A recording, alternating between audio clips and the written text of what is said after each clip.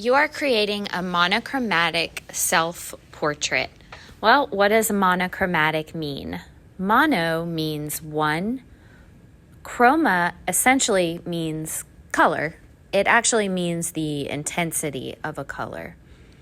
But a monochromatic self-portrait means you will be using different tints and shades of the same color. Well, what are tints and shades? Tints are any color mixed with white, and shades are any color mixed with black. So you're going to choose one color and mix it with black and white to create different shades. Before you begin your portrait painting, you will create a value scale, and you will number your portrait with the different values you've already created.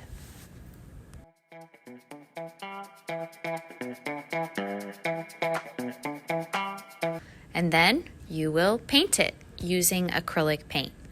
So step one to get started, we are going to take our photo and turn it on the back. Remember to take a good photo with regard to composition and light, as this will be part of your grade. You're going to color all over the back of your image with pencil. I like to go in one direction first and then switch to the other direction, just to make sure I have the entire back of the page covered. I also use my pencil at the end so that I can move my whole arm and do this a little bit more quickly.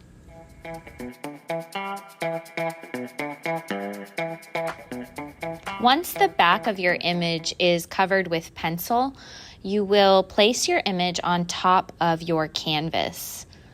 And then you will begin to trace the image. You can do this with a regular pencil. You can see the pencil line on the image. However, you can also use an ink pen to press down. Now, you don't want to use a Sharpie. You want to use a ballpoint pen. That way you are getting a transfer. If you just trace this with Sharpie, the graphite from the back of the paper will not transfer over to the canvas.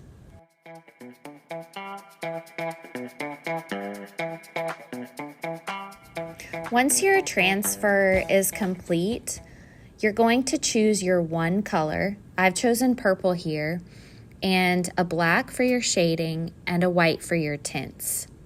So choose one color. It can be any color you like. It does not have to be purple. It could be red, blue, whatever color you like.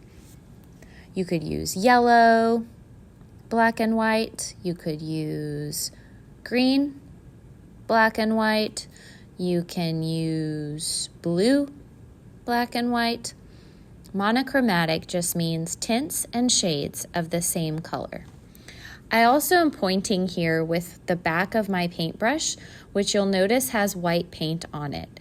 That is the biggest tip I want to give you for mixing color anytime you're mixing acrylic paint. You want to use the back of your brush as a mixing tool. So in my palette, I have put my color, my black and white. The green and blue there are dried. Don't want to waste a good palette. So I'm using the back of my brush to put a little bit of color in another section.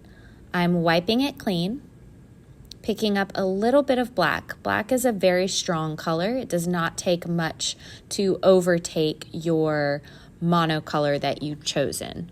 So I'm putting some black down. I have some white on my brush as well, so I'm going to get kind of a really dark gray here. You're going to end up with a lot of grays and mixing different tints and shades of that color. So I'm going to pick up some purple with the back of my brush that's been wiped off, and I'm going to just put it in the white paint because I want to make a tint over here.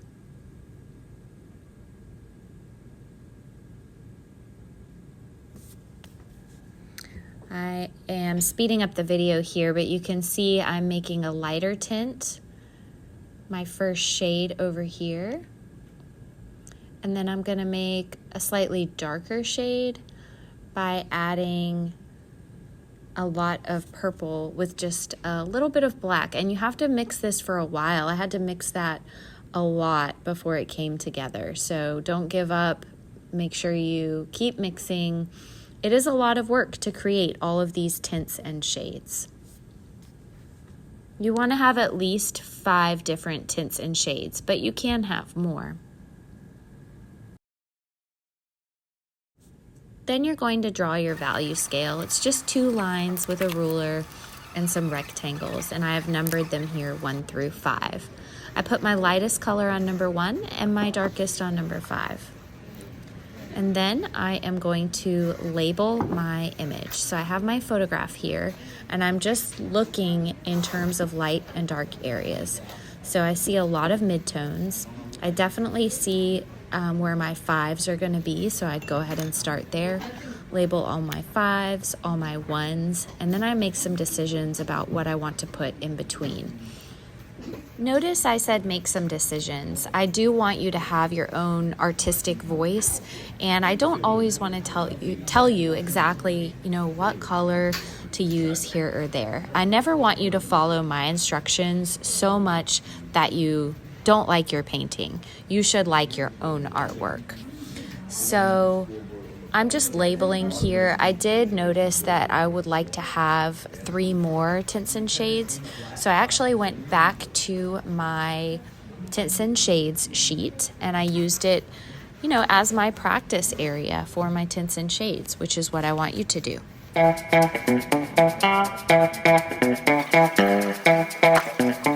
So here you'll see what I was just mentioning. That's that I wanted more tints and shades. So I made a 2.5, a 3.5, and a 4.5 because I wanted some color, kind of a tint or shade in between those 2 numbers, in between a 4 and a 5, in between a 2 and a 3. So if you wanted to do this as well, you could do that.